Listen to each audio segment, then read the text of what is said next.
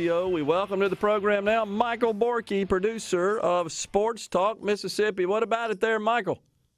Oh, man. You know what's crazy, Gerard, is the football season's over.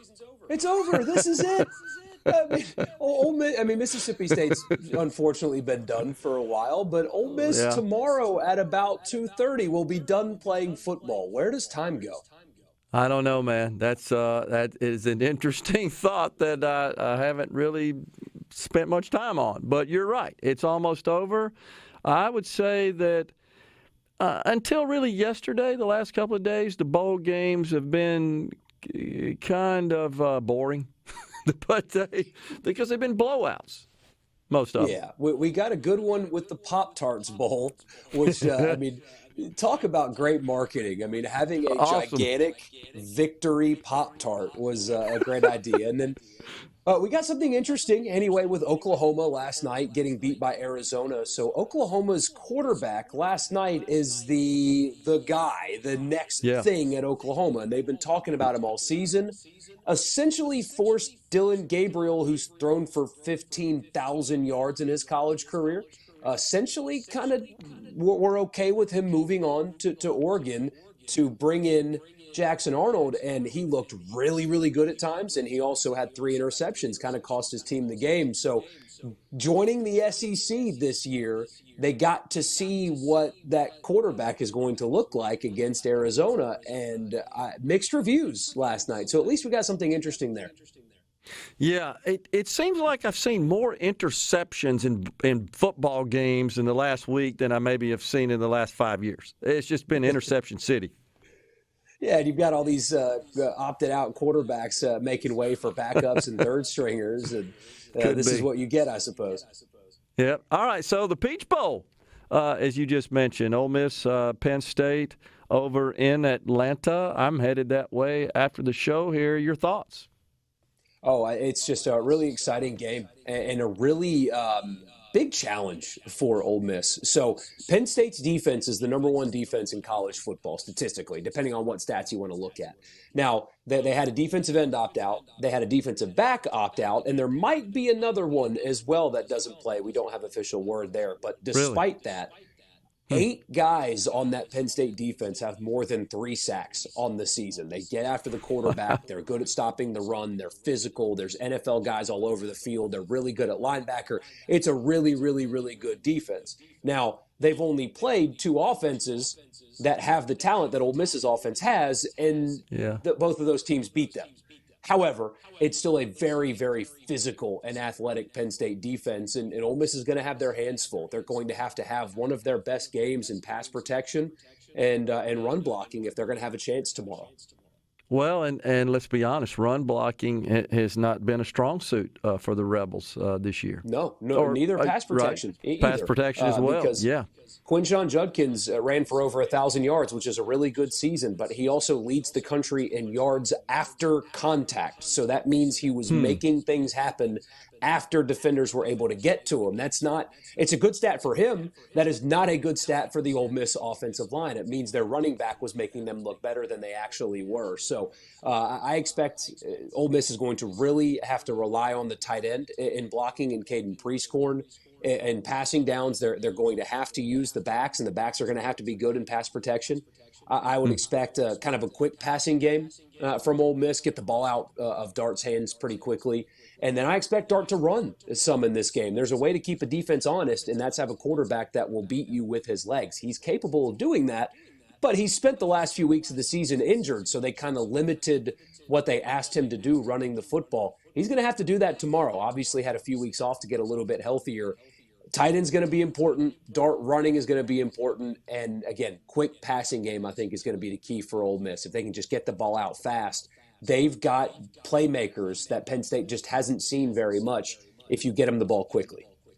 How do you see the matchup of the other way, the Ole Miss defense versus the Penn State offense? So Ole Miss is going to have to use the cliche that gets used sometimes. They're going to have to bring their lunch pail on defense. Penn State is not an explosive offense, frankly. They really don't intimidate you much in any way. And also, they're probably going to be without their first-round pick left tackle. He made an announcement that said he was looking forward to spending time with his teammates in Atlanta, but whatever that means. So if he doesn't play, that's a benefit for Ole Miss because he's a great player. But they're going to line up and run right at Ole Miss and dare them to stop them, because if Ole Miss can't, it's going to be a long day. If Ole Miss can, then I think they will win the game, because Aller, the quarterback for Penn State, protects the ball well. He's got like a 23-1 touchdown to interception ratio, but he throws for under 200 yards a game. That's including all of the bad non-conference games that they play. They don't ask him to do much, and when they do, he's very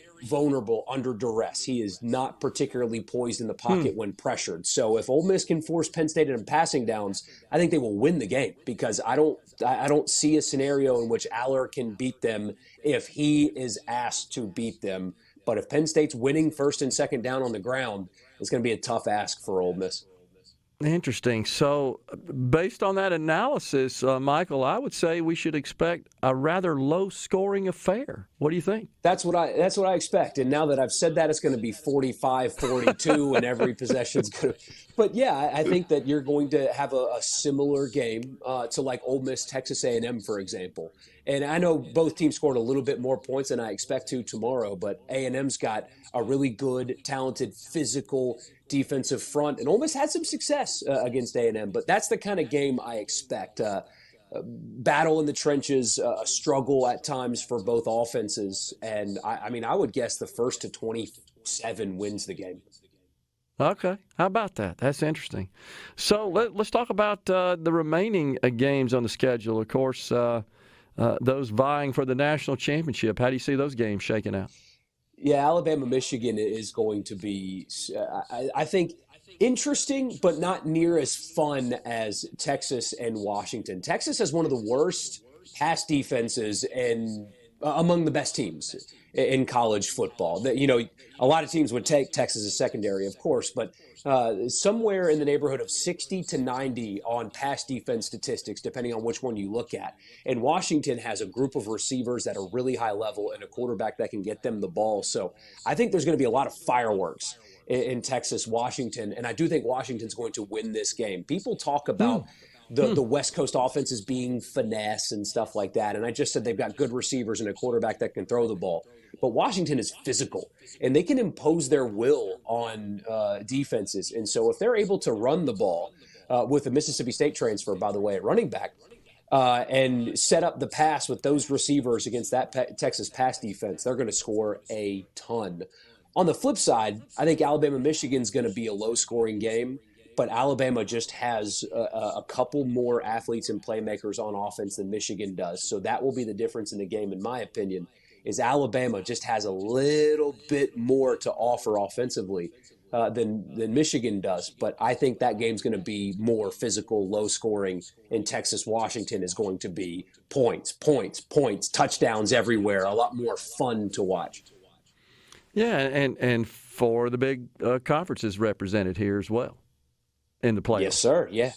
I mean, it's cool. And it's the last year of the Pac-12 as well. So the final hurrah of the Pac-12 as we know it, and everybody obviously moving on. So that what's crazy, Gerard, is this year in college football, everything's going to look a lot different after this year. I mean, the playoff is expanding to 12 after this year, so the playoff is going to look and feel different, as will bowl season. Texas and Oklahoma are joining the SEC. Washington and Oregon and USC and UCLA are joining the Big Ten.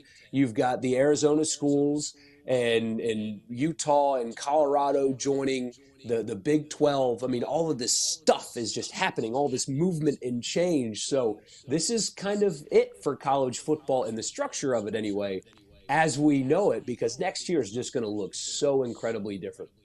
And then layer on to that, the unbelievable activity and just buzz and stories around the portal, the NIL, that whole deal. That's already upended the entire college football world. And then you've got this new alignment, conference alignment situation, and then new playoff structure. A lot. Yeah, seriously. I mean, it's hard to keep up with. And Lane Kiffin talked about it this week, and he's so right. The calendar needs to change, though, Gerard, because you've got teams that are still playing games. And this is when the window's open for players to leave their teams. I mean, that That's makes true. no sense whatsoever. And that has got to change because the calendar is just really backwards. Yeah, that's true. Hadn't thought about that. That's a great point. Michael, appreciate you calling in and joining us and sharing your insight. It's a lot of fun. A happy New Year to you and also to your cohorts. Brian Haydad and Richard Cross, you guys do a fantastic job. I really do appreciate you joining us today, and we'll talk to you soon, man. Thanks. Yes, sir. Thank you. Anytime. We're coming right back, folks, in the Element Wealth studio. Please stay with